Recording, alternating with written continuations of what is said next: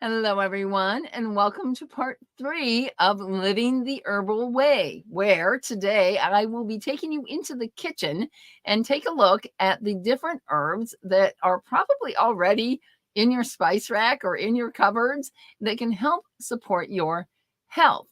My name is Allison from the Well Cultivated Life. Thanks for joining me here. And this is definitely one of my favorite topics to talk about because who does not love a delicious meal? And of course, adding herbs and spices can make our meal even more delicious. Now, if you're watching this video, you're probably interested in learning about herbs because you want to be more healthy and you're looking to have some extra support as you age or just even for your day-to-day life. And one of the best ways to do that, of course, is to eat healthily. And we hear this all the time, and we pretty much have an idea of what foods we should be eating, what foods we shouldn't be eating. But what if you could like supercharge what you were eating with the herbs and spices that you add and have this whole other extra layer of benefit to yourself just by what you eat? So we're going to get into today some of the beneficial herbs that are already in your kitchen. So again, this is Living the Herbal Way, and we are on part 3. If you missed part 1 and 2, I will put the links at the end of this video so you can go back and catch those as well. Now, you probably heard this quote, "Let thy food be thy medicine, and thy medicine be thy food." And this is attributed to Hippocrates, who was considered the father of modern medicine. What he lived in ancient Greece around 400 BC or 450 BC or something like that. And the thing is, that is such a good policy, but unfortunately, our modern medicine really has not followed this recommendation of Hippocrates. We've gotten pretty far away from looking at our food as our medicine. And I love the second half of this quote because it kind of goes the other way. Let thy medicine be thy food. Let what you're eating be a medicine for your soul in many ways. So, in the first part, we talked about our self-care and how important that was for keeping the chemical out of our bodies and making sure that we're putting healthy things into our body. And then in part 2, we talked about creating a soothing home environment. And the thing is that every body is different. And so we're going to, depending on who you are, the herbs and the culinary plants that you're going to be using are going to differ because you may have certain things that you want support with that are going to be different than me. My soothing environment is going to be looking different than yours, and so on. So what I'm going to do today is share these kitchen herbs that you probably already have, and we'll learn a little bit more about them, because with just a little bit of knowledge, you can start supplementing and adding things in a little bit differently to help to support what you're interested in, or what you need for your own physiology, what kinds of things that you need for yourself. Now, we all have heard this quote before. It's very important to eat a rainbow of colors. And that just simply means that all the different vegetables and fruits in different colors have all the wide array of nutrients that our body wants. But I'd like to argue that if we also include a wide array of different tastes and a medley of different scents to go along with our rainbow of colors, then we are going to be, like I said, sort of supercharging our nutrition by also adding these other beneficial properties in, adding in the herbs and spices. Now, before I go too much farther, I want to just say that there's 2 different categories I'll be talking about today, and it's primarily about, well, what herbs can help me actually digest my food? But then there's also going to be a few that I'll share with you that are foods, and they're just good for our general well-being. This is things that you might just buy at the grocery store. It's not something you even have to get from an herb shop. But I want to clarify, because I had this question one time in a class that I was teaching, and my student said, well, I'm okay with spices because I just go to my spice rack and grab whatever is off of there. That makes sense to me. But herbs, it sounds more foreign to me. And what exactly does that mean? So I just wanted to explain that the word herb, it comes from the word herbaceous, and it's basically a type of plant. And what an herbaceous plant is usually an annual or a perennial. And the herbaceous part of the plant is the greenery, the leaves, sometimes the flowers. That's considered the herbaceous type of plant. So it's not a tree or a shrub. Now, that's not to say that beneficial herbs are not sometimes coming from trees or seeds or roots or things like that. And as we're actually going to introduce you to a few of those today. But so they can be used in the kitchen interchangeably. Now, there is a whole other suite of what we call medicinal herbs that we won't really be getting into. We're going to mostly be looking at the culinary herbs. But as you're going to find out, the culinary herbs, actually, pretty much all of them have beneficial properties that help to support us. And that's actually one of the main reasons why these herbs made it into our kitchens for so many hundreds and thousands of years, because they're not just taste good, they also can help us with our food and our digestion and other properties as well. So let's jump right into the plants. And I'm actually going to start with today. I have some of these plants with me. So one of the great things, I want to start with parsley, the simple parsley that a lot of people don't think much of. Now, when's the last time you went to the restaurant and there was a little sprig of parsley and you just ignored it and you let it go to the dishwashing station? But parsley is on your plate because it actually helps with digestion. It has a bitter flavor to it.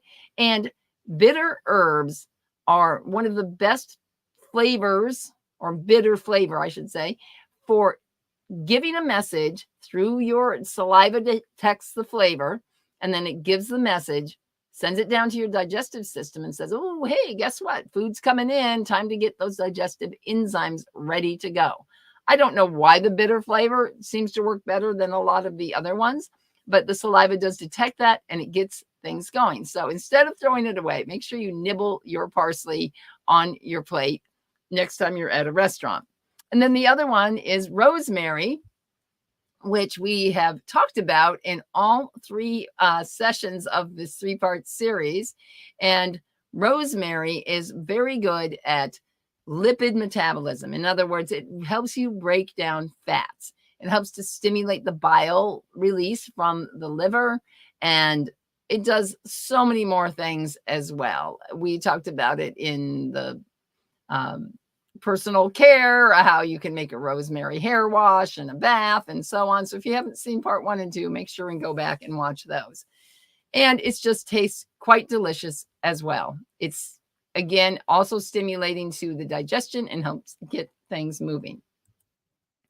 2 other plants you're very familiar with, sage and thyme, are both good for the digestion, but one of their main features of both of these plants is that they're antimicrobial. So they have properties that help to kill bacteria. If you've ever bought the all natural wipes, like the disposable wipes, you open that up and you get a big blast of thyme oil coming out of it because it is a powerful antiseptic, and it also is kind of an antiseptic, a detoxifier for our own body as well. And if things get kind of stuck in, stagnant in the body, it can really help move those out. Sage is antimicrobial, and it also supports digestion, and it makes a great sore throat remedy. And this is one of the reasons why sage is used in turkey stuffing And in fact, they used to take the sage and even rub it on the inside of the cavity of the turkey, because it helps to kill off any of the bacteria that might be in there. Because up until 100+ years ago, we didn't have refrigeration, and so animals and things were much more exposed to bacteria and things like that. Let's see here. What's my next one? Two more of our green herbs that you want to buy fresh are both cilantro and basil. And cilantro, probably can't see it here. Cilantro is another great, easy to access in the grocery store. You just get in the habit of buying it every time that you go shopping, and you'll always have it available in your refrigerator when you want it. Now, it has these heavy metal detoxification properties. It helps to bind onto the metals and move it out of your body. It also can be used for allergies and sore throat.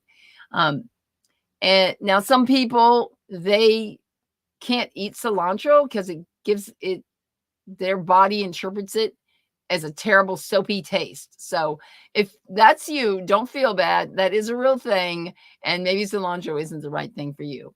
Basil, of course, is very well known. You can buy fresh basil in the grocery store pretty much year round, and it helps to stimulate the digestion and clear out stagnation in the system. So if you've eaten a heavy meal and it's not moving through properly, basil can help with that. It also does the same thing in the respiratory system if you have like a respiratory infection of some sort.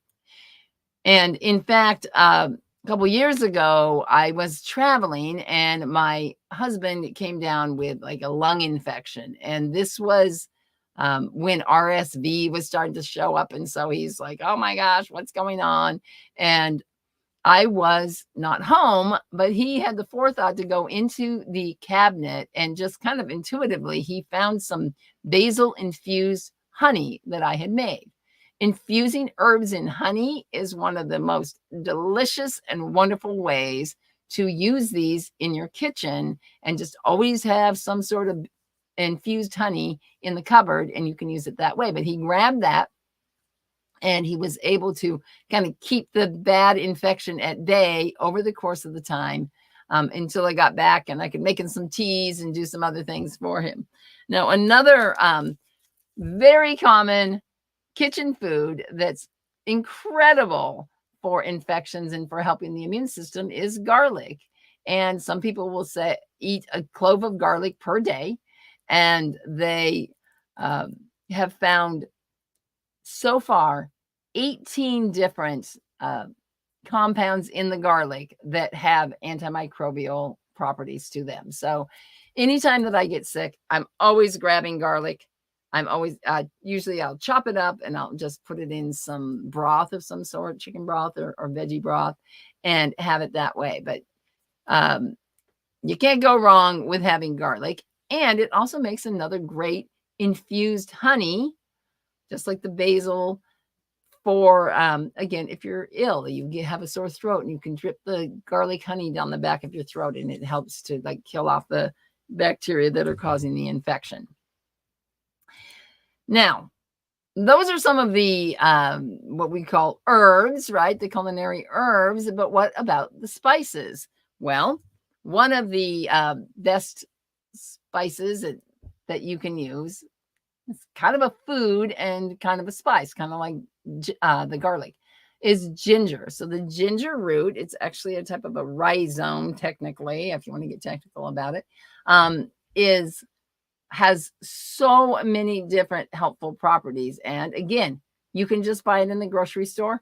I can almost always get organic ginger is available, and I just have a regular grocery store. I don't have a Whole Foods or anything like that close by. So you can keep ginger around all of the time. And one of the things I do is I like to chop it up ahead of time and just put it in a jar, so that when I want some, I'll blend it in a smoothie, or I'll throw it in with my coffee blend that I'm making in the mornings. It's available to go, and you don't have to go and figure out, because, truthfully, usually you want like this little teeny piece right here. And once you cut it, it starts to dry up and stuff. So just having it prepped in advance is a great way to make it just easy, because we want it to be easy. One of the things I teach is you want these to be easy. You just want this to be a habit. Every time you go to the grocery store and you're making your list, do I have ginger? Do I need ginger? Do I need parsley? Do I need cilantro? And you make sure you always have these things on hand so they're easy to put into whatever you're cooking. And of course, ginger makes a great addition to stir fries and all those things, but it's got warming, carminative properties. Anytime an herb is warming, most of the time it helps to stimulate the digestion. It's warming things up and getting it moving faster. Carminative simply means that it's for gas and bloating. And we can all use help with that sometimes as well. It also reduces nausea. So the old-fashioned thought that ginger ale is what I want to take if I have if I'm feeling nauseous is true. However, hardly any modern day ginger ale actually has ginger in it. So if you think you want to use it for that, or you're feeling sick and you like that idea, you should make sure you're checking the label before you go and get some of these boutique ginger beers and things like that do actually have ginger in them. It's also got some antimicrobial properties, and because it's warming, it can move mucus out. It can be made into a cough syrup. And I saw one study that said that it can be helpful for migraines. I don't have migraines, but if I did, I would definitely be looking in to see if ginger can be helpful for my body. Fennel is another culinary, it's a seed is what it is, but we consider it's kind of a food, kind of a spice. It's very popular in Indian cooking, and main thing is that it's a carminative. Again, you can take it, you can even chew some after a meal. It helps you digest. It reduces bloating and gas and nausea, and it's very considered safe and gentle for kids. You can make it into a tea as well. And one study I saw said that it relieves IBS symptoms and spasms. And if you're a person that has problems with this, when your digestion's not working right, it's very, very difficult to function. If you've got a sore back or a lame foot, you can pretty much get along. But if you're not digesting, it just kind of is all consuming. So that's a good option. Fennel. And two more of our spice rack spices are cloves and cinnamon. And both of these have similar properties. The cloves are warming and stimulating. Both of them are. They stimulate the digestion. And the cloves has a property where it helps to help you detoxify, and it releases and moves, the clove oil moves through your pores and helps you sweat out toxins. It's also used in, it has sort of a numbing property, and it has an affinity for the teeth and gums, and it's used as a mouthwash, or if you have a sore tooth, you can use clove oil on that as well. Now, one of the coolest things I think about cinnamon is that it's warming, stimulates your digestion and so on, but it's like, that's my favorite spice to put in anything that I'm baking, any kind of desserts or anything like that. And it turns out that it helps with balancing blood sugar.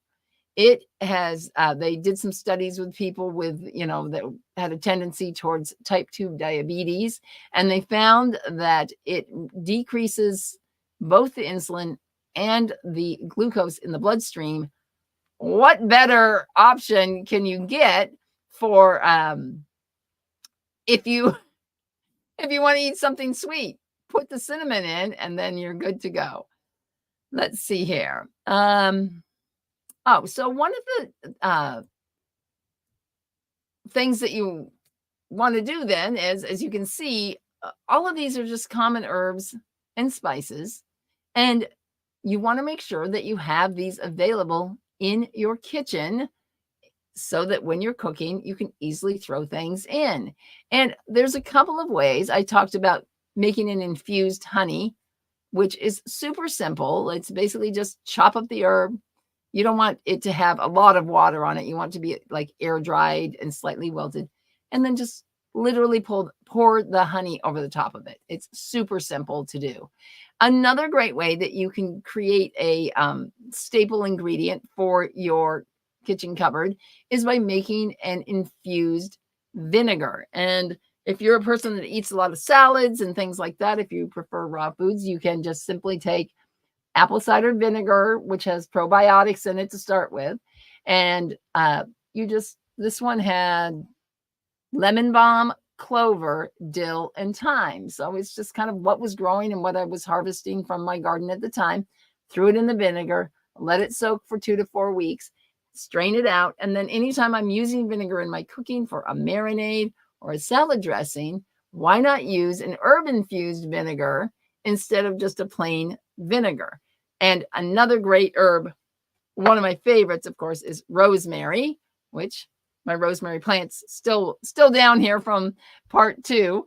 And rosemary makes an excellent infused vinegar. And then all of those nutrients from the plant go into the vinegar. And then you use it when you're cooking. So this is the next step. You get all these things, your supplies ready to go, and then you just incorporate everything into your recipe. So I just want to share some recipes and just some ideas for recipes with you right now. Like I was saying, if you like to eat salads, you can make an herb-infused vinegar. Make sure that you are including even fresh herbs. Chop up a little bit of parsley to go in with the greens that you're using. And maybe even some fresh dill or whatever is available fresh in your grocery store. I make a green smoothie. I'm going to share the recipe with you in a second that has cilantro and parsley in it. So you are detoxing with the cilantro, you add the parsley in with your other greens and just get that extra benefit. Pesto, made from basil. We just found out about how incredibly useful basil is, and it's for stimulating your digestion and moving things through. Now, pasta can be a pretty heavy meal for some people, so why not include it with pesto instead of just some butter or something and help you to digest that meal and get it moving through more easily. One of the things I like to do, of course, we were just talking about cinnamon. I'll make a crisp and I'll put cinnamons and clove and have it in there to help with the blood sugar and the digestion. But recently, or in the last year or so, I've started putting, I had this great crop of Thai basil, and I've started just sprinkling a little bit of basil into my my crisp. It's so good. And everybody's like, what's that flavor? I said, it's my secret ingredient. So I'm adding basil. I'm adding these things to help me digest my food and have other benefits just as part of my recipe. Now, one of the things I want to just mention is that a lot of times when you get a recipe, pumpkin pie or something like that, you'll see it asking for, a half a teaspoon of cinnamon or something like that. And truthfully, that's really not going to give you as much of a benefit by having just a small amount. Number 2, it's going to taste way better if you add more spice, if you add more herb. Now, you can overdo it. Don't be, I usually say you want to double what it says in the recipe.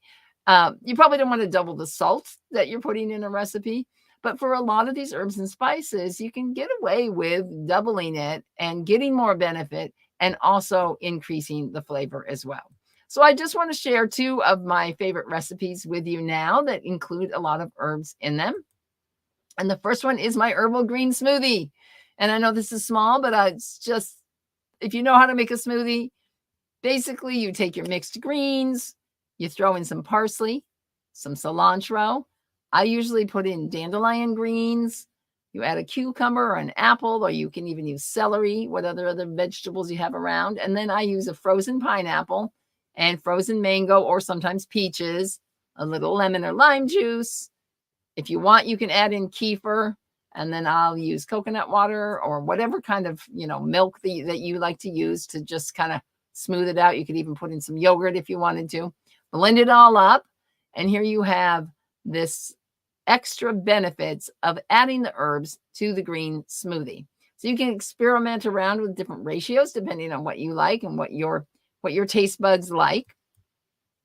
And then I wanted to share this recipe that I learned from my teacher when I was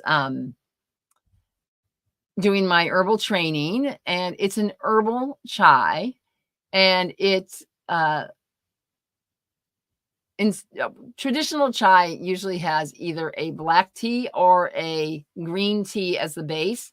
And in this case, we're substituting that for dandelion root or burdock root, both of which are for liver support, and burdock is just more of almost an adaptogen and lymphatic support as well. And we're putting that in as the base. We're adding in some fennel that's carminative and antispasmodic. We're adding ginger to warm things up. It's settling, anti-nausea, cloves, warming. It also helps with blood sugar, cardamom, which I didn't talk about earlier, carminative and antispasmodic, and then cinnamon as well. So you can play around with the different ratios for the chai. And with something like this, since most of these are either cinnamon is a bark, there's lots of seeds, roots. I think it's all seeds, roots, and barks. Just pouring boiling water over it is not going to get you the result that you want. So you need to simmer this on the stovetop for 30 to 60 minutes. Let it sit covered and steep, for another hour or so. If you want, you can always sneak a glass out if you need it, and then put it back on to simmer. So getting into the habit of just having these herbs in your kitchen and making things in bulk, one of the important things is, again, this kind of like meal prepping, where you're going to wash your parsley and your cilantro. You're going to have that ready. You're going to chop up your ginger in advance so that whenever you're ready to cook, everything's ready to go, and it's really easy to do. So thank you so much for joining me here for part 3 of Living the Herbal Way. And here are some simple steps you can use to get started getting more herbal in your kitchen. The first thing is just do a kitchen cupboard inventory. How many herbs and spices do you already have in the pantry? I bet you have almost all of the ones that I talked about today. Also, make sure that you're in the habit of just buying these when you go to the grocery store. And then you can begin adding these more to your cooking. And remember my philosophy, double it to get the benefit and the flavor. So you can learn more about Living the Herbal Way at thewellcultivatedlife.com. That is my website. And I have a program called The Herbal Way, which is open anytime if you are interested in being part of a community that is learning to live, making the habit of always using herbs in everything that we cook, in our personal care, and in our home environment. So thanks again, everybody, for joining me. Have a great night, everyone, and take care. And be sure to like and subscribe to my channel so you don't miss any other amazing herbal content. Take it easy, everyone. Bye-bye.